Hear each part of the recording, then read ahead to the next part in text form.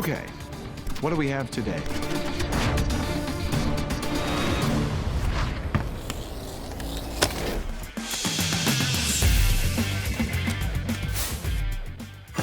So who doesn't like the idea of a 2-for-1 deal?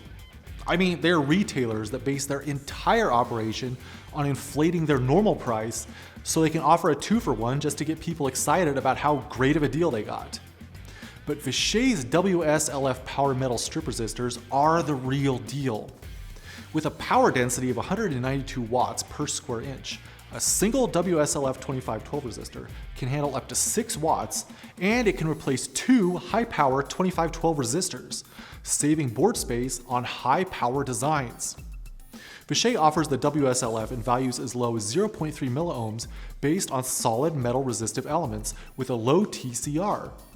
The AEC Q200 qualified resistors can operate at up to 170 degrees Celsius, and they're designed for power management in automotive applications, downhole test and measurement, HVAC, and servers.